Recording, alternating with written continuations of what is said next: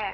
चर्चा है कि कुछ पत्रकारों ने पैसा लेकर रंगला पंजाब कार्यक्रम के आयोजक वीके गुप्ता से समझौता कर लिया है, जबकि इस झगड़े में लूट का शिकार हुए 2 पत्रकार अभी भी आयोजक की गिरफ्तारी की मांग कर रहे हैं। एक खास रिपोर्ट। कलम कभी बिक नहीं सकती, पत्रकार कभी नहीं झुकेंगे और पत्रकार एकता जिंदाबाद। पिछले सप्ताह तक गाजियाबाद के प्रबुद्ध एवं वरिष्ठ पत्रकारों के लिए यह नारे सबसे अधिक महत्वपूर्ण थे, लेकिन प्रशासन ने एक खूबसूरत शतरंजी चाल चली और पत्रकारों को आपस में ही एक दूसरे का शत्रु बना दिया। कहानी कुछ यूं शुरू हुई। गत 13 दिसंबर को ग्रीन वैली फार्म पर रंगला पंजाब के नाम से सुंदर एंटरटेनमेंट द्वारा एक अति भव्य म्यूजिकल नाइट आयोजित की गई, जिसमें अनेक नामचीन पंजाबी गायकों का जमावड़ा इकट्ठा किया गया। गाजियाबाद जैसे नगर में इतना विराट आयोजन रख तो लिया गया, किंतु किसी भी विवादास्पद स्थिति से निपटने के लिए सुरक्षा व्यवस्था के नाम पर तैनात कर दिए गए आपराधिक एवं मनचले किस्म के कुछ युवक, जिन्होंने दर्शकों के साथ अभद्र व्यवहार करना शुरू कर दिया, जिससे क्षुब्ध होकर जब गाजियाबाद के एक वरिष्ठ पत्रकार ने विरोध किया तो उन्हें बुरी तरह पीटा गया। वहां मौजूद जब अन्य पत्रकारों ने इस बर्बरता के खिलाफ आवाज उठाई तो इन गुंडों ने थमने की जगह तमंचे निकाल लिए और कुछ पत्रकारों से जमकर लूटपाट की, जिनमें लूट के शिकार हुए एक स्थानीय टीवी न्यूज के संपादक, समाचार संपादक और वीटीवी के संपादक मनु भारद्वाज। वहां मौजूद पुलिस अधिकारी इस मारपीट और लूट का तमाशा मूक दर्शक बनकर देखते रहे। यही नहीं, बल्कि इन अधिकारियों ने इस सारी षड्यंत्रकारी योजना रचने वाले रंगला पंजाब के आयोजक वीके गुप्ता को भी चुपचाप फरार करा दिया।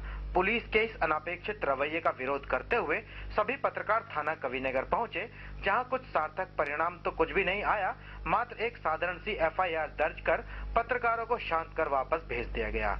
रिपोर्ट दर्ज होने के 48 घंटे बाद भी वीके गुप्ता की गिरफ्तारी न होते देख सभी पत्रकारों ने एक स्थानीय समाचार पत्र के दफ्तर में आगामी रणनीति तैयार की, जिसके चलते जिलाधिकारी को एक ज्ञापन देकर वीके गुप्ता की गिरफ्तारी की मांग की गई।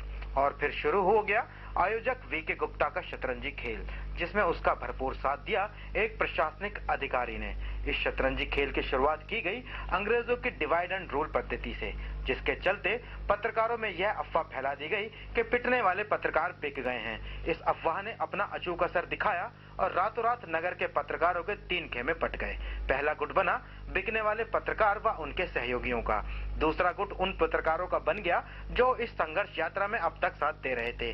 वह यह कहकर चुपचाप इस लड़ाई से हट गए कि ऐसा तो होना ही था। न्याय की इस लड़ाई को लड़ने के लिए शेष रह गया है लुटने वाले पत्रकारों का समूह, जो अब तक बिना किसी स्वार्थ के आयोजक वीके गुप्ता की गिरफ्तारी के लिए संघर्ष कर रहे हैं। अब सवाल यह नहीं रह गया कि पत्रकार बिके अथवा नहीं, सवाल यह भी नहीं कि वीके गुप्ता अभी तक गिरफ्तार क्यों नहीं हुआ। सवाल यह है कि समाज में बुद्धिजीवी होने का सर्वोत्तम पर्याय माने जाने वाले पत्रकार आयोजक वीके गुप्ता द्वारा चली गई इस शतरंजी चाल का शिकार कैसे हो गए। यहाँ पर यह बात भी अत्यंत सोचनीय है कि कुछ पत्रकारों का यह मानना है कि अब सब कुछ न्यायालय करेगा। हम उन पत्रकार साथियों को बता दें कि न्यायालय तो बाद में न्याय करेगा, फिलहाल तो प्रशासनिक अधिकारी अपने दफ्तरों में बैठकर समझौते रूपी न्याय कराने में जुटे हैं। अगर न्याय मिलने की यही पद्धति रही तो अपराधियों को जेल नहीं, होटलों के आलीशान कमरे मिलेंगे। जनपद का कोई पत्रकार इस संघर्ष को जारी रखे अथवा ना रखे, लेकिन वीटीवी संपादक मनु भारद्वाज की आवाज जब तक खामोश नहीं होगी, जब तक वीके गुप्ता सलाखों के पीछे नहीं पहुंच जाता। मनु भारद्वाज, वीटीवी, गाजियाबाद।